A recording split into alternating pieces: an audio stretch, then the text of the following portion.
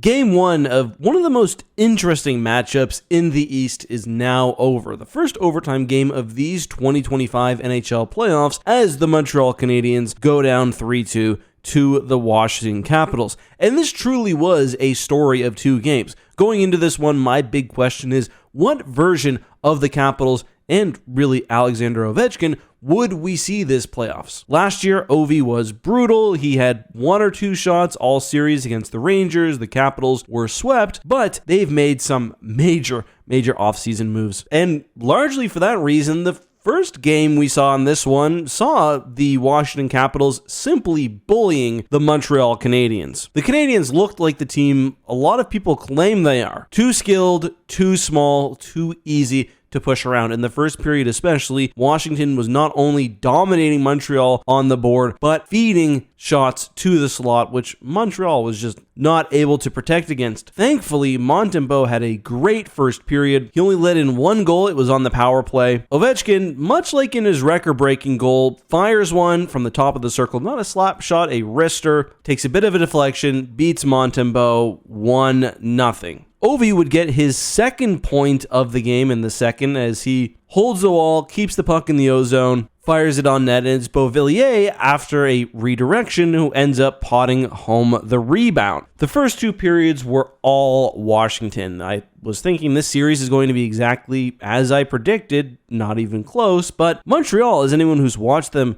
this season knows, are an extremely spunky third period team. And wouldn't you know, with 10 minutes remaining, Cole Caulfield gets the power play goal. And Montreal had been pushing hard up until that point, and in the subsequent 5 minutes or so, had 5 or 6 really good chances. With 4 minutes left, Montreal fans, guess who would tie this one? Nick Suzuki, of course. Love this one. He gets the rebound. He waits just a second, then pots it home into the empty net. That, however, would take it to overtime, where just 2.5 minutes in, Alex Ovechkin would bat home a bouncing puck. Kind of funny on the score sheet, they actually list this one as a bat shot, which I don't know if I've seen before, but all of Montreal's ambitions, for this game at least, would die, and Washington takes the 1-0 series lead. Montreal has to feel okay. They had a great third period, not just those 2 goals, but honestly, they dominated. However, the way they started, it's concerning. You can write it off as the team is fairly young, even though players like Suzuki do have playoff experience. But also, can you believe that was Ovi's first playoff overtime game winner? It was also his first 2-point game since, I think they said 2022 on the broadcast, which is wild. Anyway, that's all I've got. Let me know what you thought of this game. I don't think Montreal is out of it. Certainly no one is